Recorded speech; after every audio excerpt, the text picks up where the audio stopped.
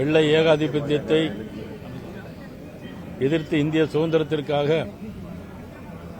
போராடிய மாவீரர்களில் நமது பேரன்பிற்கும் பெரும் மதிப்பிற்குரிய ஒண்டி வீரன் அவர்களுடைய இந்த நாளில் 254வது இந்த நினைவு நாளில் அவர்களை போற்றி வணங்குவது நம்முடைய கடமையாகும். ஆங்கிலேயர்களை எதிர்த்து போரிட்ட மாமன்னர்களில் பூலித்தேவன் படைத்தளபதியாக இருந்து முதன்மையாக இருந்து போரில் தன்னுடைய இன்னுயிரை தாய்நாட்டிற்கு தந்த ஒண்டி வீரனுக்கு பாரதிய ஜனதா கட்சியினுடைய சார்பாக நாங்கள் இந்த நினைவேந்தலை இந்த நேரத்தில் தெரிவித்துக் கொள்வதோடு பாரத பிரதமர் நரேந்திர மோடி அவர்கள் இந்த நாட்டிற்காக உழைத்த தியாகிகளையும் இந்த நாட்டில் இருக்கின்ற ஒவ்வொரு திறமையுள்ள மனிதர்களையும் தேர்ந்தெடுத்து அவர்களுக்கு பாராட்டுவதிலும் புகழையும் தருவதில் அதிலும் குறிப்பாக மாதம் ஒருமுறை நடைபெறுகிற மனதின் குரல் நிகழ்ச்சி மான் கி பாத் என்று சொல்லப்படுகிற மனதின் குரல் நிகழ்ச்சியில் நாட்டில் ஒவ்வொரு மாநிலத்திலும் ஒவ்வொரு நகரிலும் இருக்கின்ற திறமையுள்ள தலைவர்களையும் மனிதர்களையும் போற்றி வணங்குவது நமது பாரத பிரதமர் நரேந்திர மோடி அவர்கள். இன்றைக்கு ஒண்டி வீரன் அவர்களுக்கு 254வது நாளில் நாம் அவர்களுக்கு புகழஞ்சலி செலுத்துகிறோம்.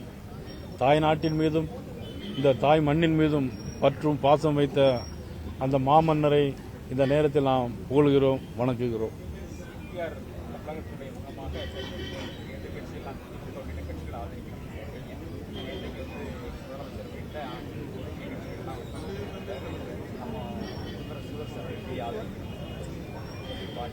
இதோட சேர்த்து மதிமுக சார்பில் வைகோ துணை ஜனாதிபதி பாஜக வேட்பாளர் சி.பி. ராதாகிருஷ்ணனுக்கு ஆதரவுன்னு சொல்லியிருக்கிறது அவர்கள் தகவல். அதையும் எப்படி மறுமலர்ச்சி திராவிட முன்னேற்ற கழகத்துடைய பொதுச் செயலாளர் மதிப்புக்குரிய அண்ணன் வைகோ அவர்கள் ஒரு கட்சியினுடைய பொதுச் செயலாளராக இருந்தாலும் எல்லா காலத்திலும் இந்த தமிழ்நாட்டின் மீதும் தமிழ் மக்களுக்காகவும் இலங்கையில் நடைபெற்ற அந்த இனப்படுகொலைக்கு எதிர்த்தும் இலங்கையில் இருக்கின்ற தமிழ் மக்களுக்கும் ஆதரவாக விளங்கியவர் அண்ணன் மறுமலர்ச்சி திராவிட முன்னேற்ற கழகத்தினுடைய பொதுச் செயலாளர் வைகோ அவர்கள் என்று சொன்னால் எந்த கட்சியில் இருந்தாலும் அவருடைய தமிழ் பற்றை நாம் பாராட்டியாக வேண்டும்.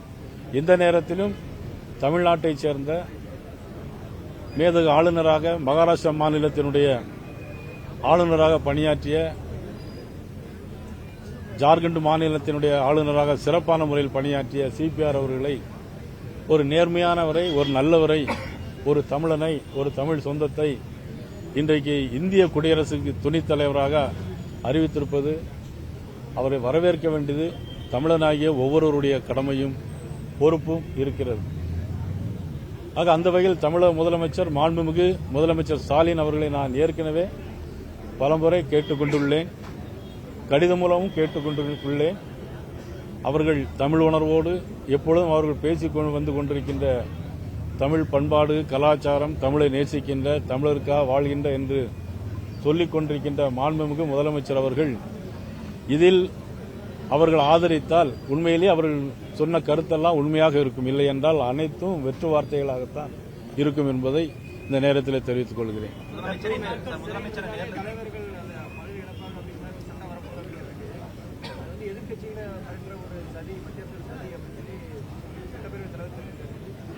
அந்த சட்டம் எதிர்க்கட்சிகளுக்கு மட்டும் இல்லை, ஆளுங்கட்சியில் இருக்க நயினார் நாகேந்திரனுக்கும் பொருந்தும்.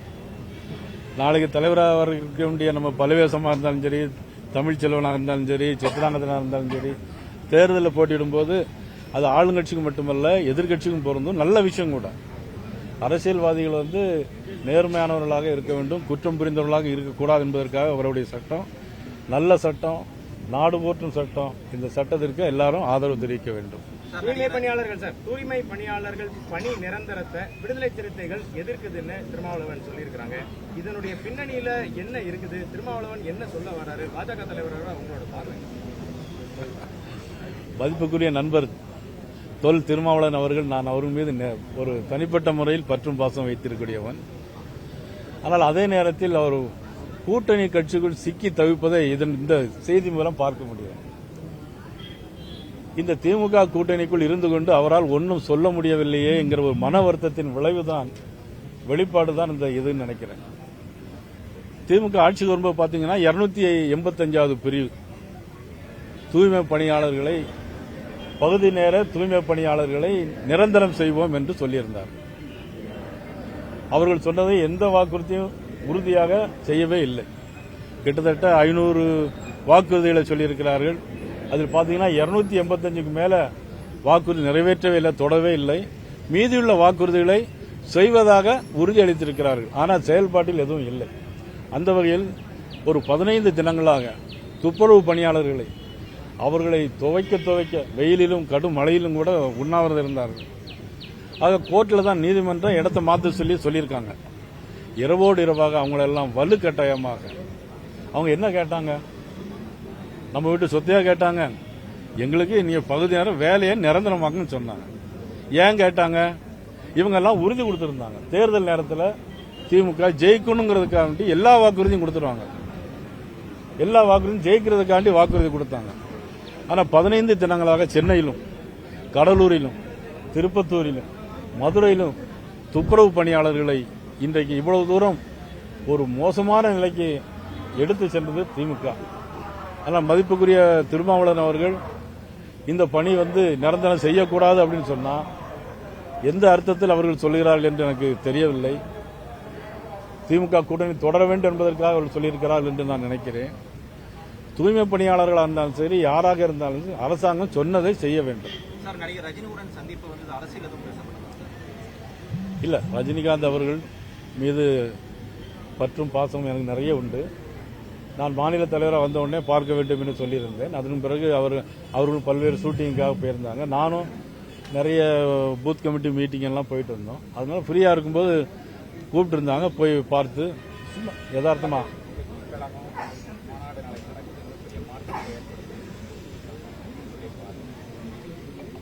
அதாவது மதிப்புக்குரிய விஜய் அவர்கள் இப்பொழுதுதான் கட்சி ஆரம்பிச்சிருக்காங்க. ஒரு மாநாடு போடுறாங்க. அவருடைய நம்பிக்கை அவர்கள் சொல்லியிருக்கிறார்கள். மாநாட்டு வேலைகள், பூத் கமிட்டி மாநாட்டு முன்னேற்பாடுகள் எப்படி இருக்கு? உள்துறை அமைச்சர் வராங்க. இன்னும் நயினார் நாகேந்திரன் பாஜக தலைவரா ஆனதுக்கு அப்புறம் இன்னும் வர வேண்டியவர் பிரதமர் மட்டும்தான் நினைக்கிறேன் திருநெல்வேலிக்கு. எப்படி பாக்குறீங்க? என்ன முன்னேற்பாடு நடக்கும்? பூத் கமிட்டியை பொறுத்த மட்டிலும் அதாவது தமிழகத்தில் இருக்க 39 நாடாளுமன்ற தொகுதிகளில் 5 நாடாளுமன்றம், நாகர்கோவில், தூத்துக்குடி, திருநெல்வேலி, தென்காசி, விருதுநகர் 5 பாராளுமன்ற தொகுதிகளிலும் பூத் கமிட்டியுடைய உறுப்பினர்களை புதிதாக நாங்கள் கட்டமைப்பு வலு சேர்த்திருக்கிறோம்.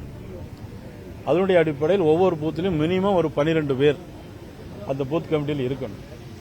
அந்த 12 பேரும் அந்த ஒவ்வொரு பூத்தையும் பார்க்கணும்.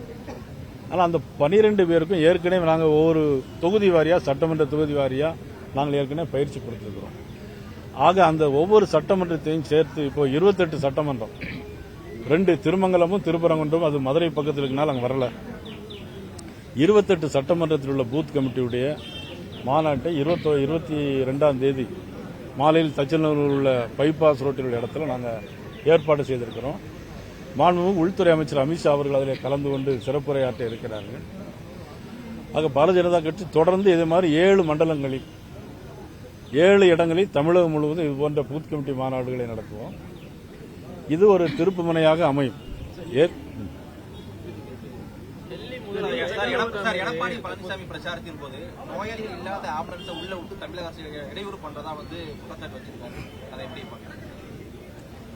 அது ஏற்கனவே கடைநல்லூர்லயும் சரி, இன்னும் ஒன்று இடங்கள்லயும் சரி, அது எப்படின்னா புளியங்குடி, அது வழக்கமாக அந்த இடத்துல போகும்போது பேசிக்கிட்டு இருக்கும்போதே அப்படி குறுக்க இருக்க போயிட்டே இருப்பாங்க. ஆனா உள்ளுக்குள்ள யாருமே இருக்க மாட்டாங்க. அதெல்லாம் மக்கள் புரிந்து கொள்ள வேண்டும். யார் இதை செய்கிறார்கள் என்பதை பொதுமக்கள் புரிந்து கொள்ள வேண்டும். இது அவ்வளவுதான் நான் இந்த நேரத்தில் சொல்ல முடியும். நீங்க ஒரு தீவிர எம்ஜிஆர் பற்றாளர். இப்ப நடிகர் விஜயுமே எம்ஜிஆர் படத்தை பயன்படுத்தி மாநாடு எல்லாமே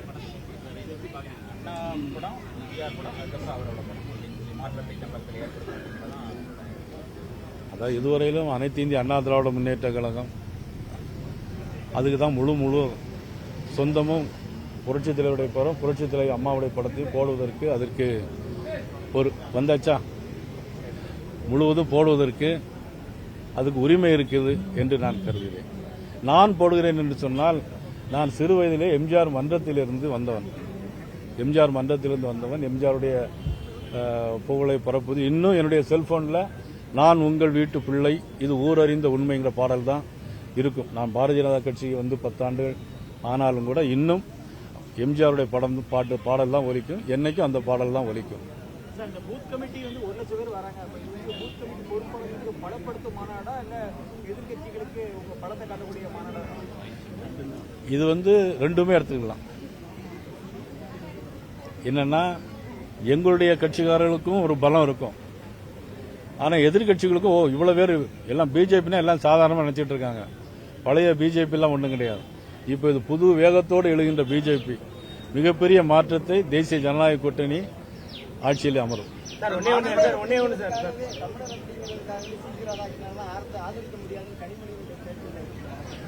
ஒரு தமிழராக இருந்து கொண்டு இப்படி தமிழரே ஆதரிக்க முடியாதுன்னு சொன்னா, நான் தமிழன், தமிழுக்கு பெருமை சேர்ப்பவன், தமிழ் மொழி எங்களால் தான் வளர்ந்தது, நாங்கள் தான் தமிழுக்காக போராடுகிறோம், ஆக இருமொழி கொள்கை தான் எங்களுடைய கொள்கை என்றெல்லாம் சொல்லிவிட்டு ஒரு தமிழரை ஆதரிக்க முடியாது என்று சொன்னால் எப்படி முடியும்? இதே மாதிரி டாக்டர் ஏபிஜே அப்துல் கலாம் உங்களுக்கெல்லாம் தெரியும், ஒரு தமிழ்நாட்டைச் சேர்ந்தவர், ஒரு அறிஞர், சயின்டிஸ்ட். 2வது முறை அவர் தேர்தல் நிற்க மாட்டேன்னு சொல்லிட்டார். யார் காரணம் உங்களுக்கெல்லாம் தெரியும். ஒடிசா தேர்தல் பரப்புரையின் போது தமிழர்களை வந்து மிகவும் கொச்சைப்படுத்திய நிலைக்கு வந்து தமிழ் பற்றி மீதான ஆர்வத்தை காட்டுறாங்க. பிரதமர் மோடி எந்த இடத்திலும் சரி தமிழரை கொச்சைப்படுத்தி பேசினதே கிடையாது. நீங்க வேணா எங்க வேணாலும் அதை ரெக்கார்டு எடுத்து போட்டு பார்க்கலாம்.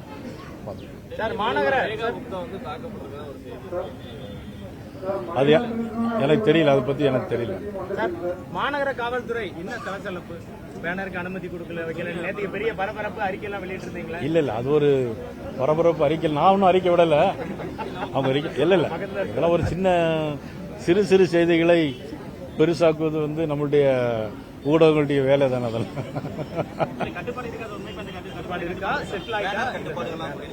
இல்ல, அதாவது கோர்ட்லேயே என்னன்னா பேனர் எங்கெல்லாம் வைக்கக்கூடாதுன்னு கோர்ட்லேயே சில தீர்ப்புகள்லாம் சொல்லியிருக்கு. அதனுடைய அடிப்படையில் காவல்துறை அதிகாரிகள் சொல்லியிருக்கிறார்கள். இருந்தாலும் ஆளுங்கட்சிக்கு என்ன ஏற்பாடுகள் பண்ணார்களோ அதே ஏற்பாடு எங்களுக்கும் தர வேண்டும் என்று காவல்துறை நாங்கள் கேட்டுக்கொள்கிறோம்.